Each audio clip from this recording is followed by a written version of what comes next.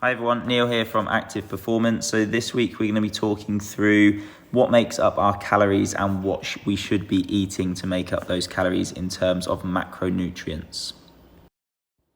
So first of all, we're going to be talking through carbohydrates. So carbohydrates are really important for energy. They're our main source of energy in the body.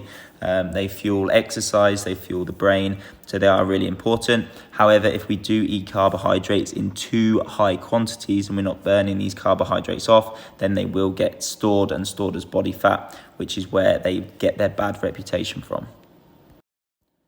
So what we need to understand is there is two different types of carbohydrates. So we've got simple carbohydrates and complex carbohydrates.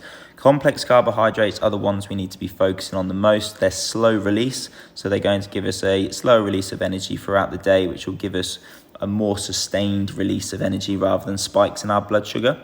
Whereas simple carbohydrates are exactly what they say, so quick release, they give us a big spike of energy, then we get a big crash as well. So our complex carbohydrates are things like fruits, vegetables and whole grain food, so brown bread, brown rice, brown pasta. And then the simple carbohydrates are obviously really sugary things, so sugary cereals, sugary drinks and sweets, etc.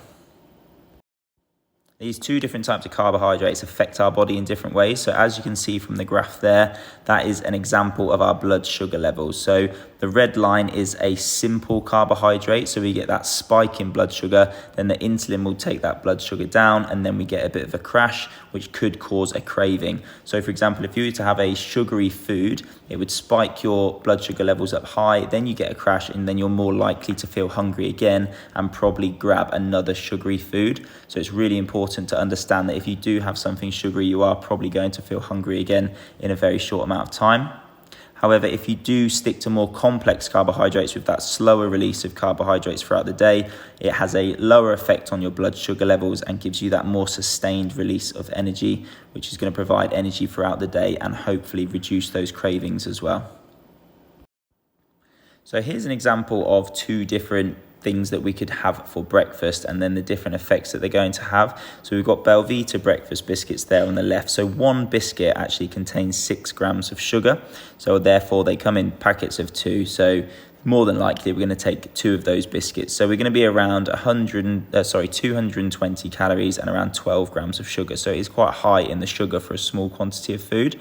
However, if we focused on something more like porridge oats, yes, it's showing in those stats there that there is sugar in it, but that would be coming from this milk, whereas there wouldn't be any sugar in their oats themselves.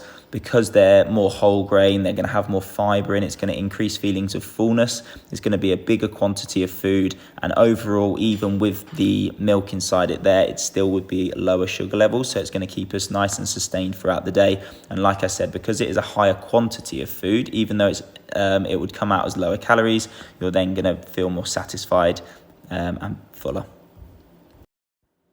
Okay, and then moving on to fat. So again, another very important macronutrient.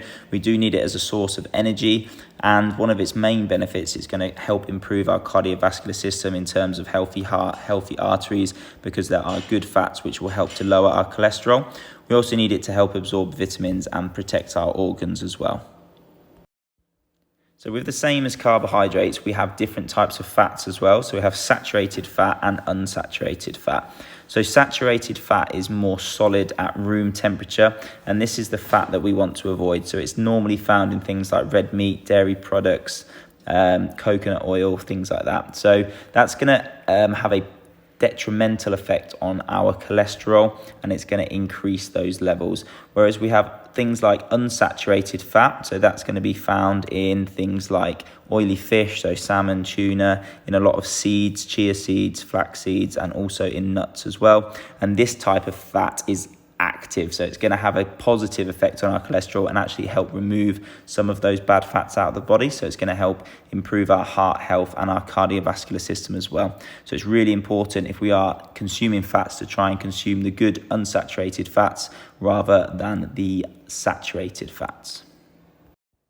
So we're going to take a look at two different types of foods again here. So chocolate digestive biscuits, as you can see on the left hand side, 2 biscuits is 166 calories, which is showing as 7.8 grams of fat and 4.2 of those grams of fat are saturated fat.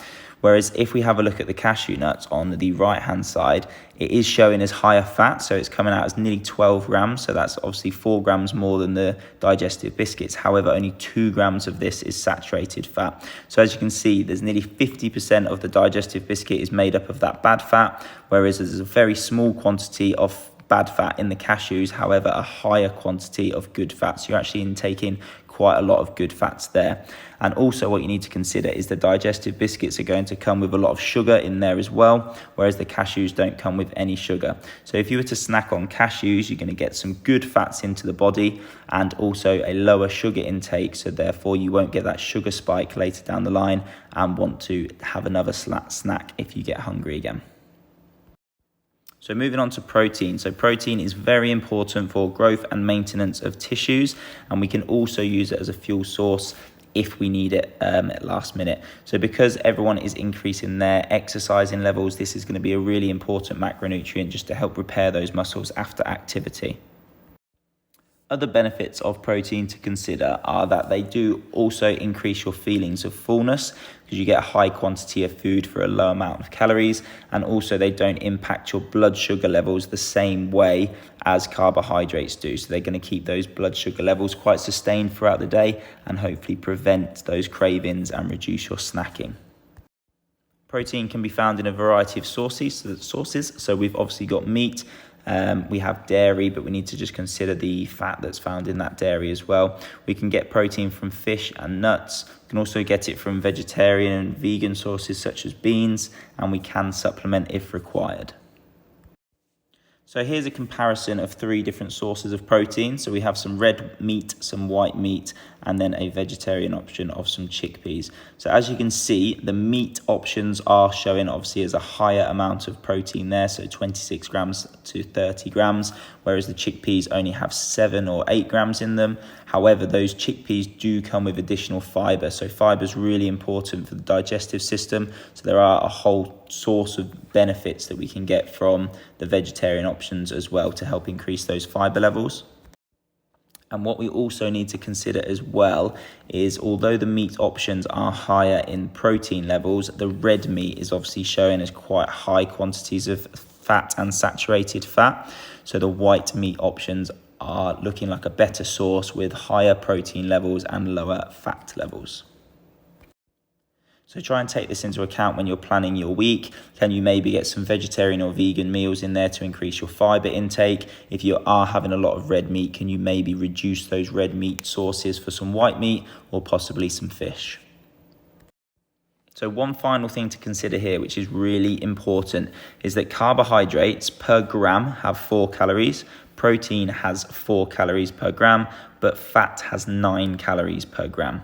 Okay, so you can have double the quantity of carbohydrates and protein for the same amount of calories as you can with the fat. So that we need to really take that into consideration. So to put this into perspective, obviously we've got that image on the right hand side there of the fast food option compared to the healthy meal. With the fast food option, what you will find is quite high in saturated fat, but it is a low quantity of food. So you might take a fast food option, eat it and not actually feel satisfied because the quantity of food you've had isn't that high. However, because it's made up. So the take home points from this week: can we consume fewer calories than we're burning to try and promote our weight loss, which we spoke through last week? So keep those activity levels nice and high. Can we increase our complex carbohydrate intake and our protein intake? So that's going to increase our feelings of fullness and provide us more energy throughout the day and hopefully reduce those sugar cravings. Also reduce the sugary snacks, which will impact this as well. So stop our spiking throughout the day and crashing. Try and reduce your saturated fat intake where we can as well. That's going to help improve our cardiovascular health, but also reduce our calorie intake. And like we spoke about last week, try and stay hydrated because again, that's going to increase your feelings of fullness. And it's obviously got a whole host of other benefits as well. Next week, we're going to be speaking through some different meal ideas to give you an idea of the type of things you can be eating for your breakfast, lunch, and evening meal to help you on your journey.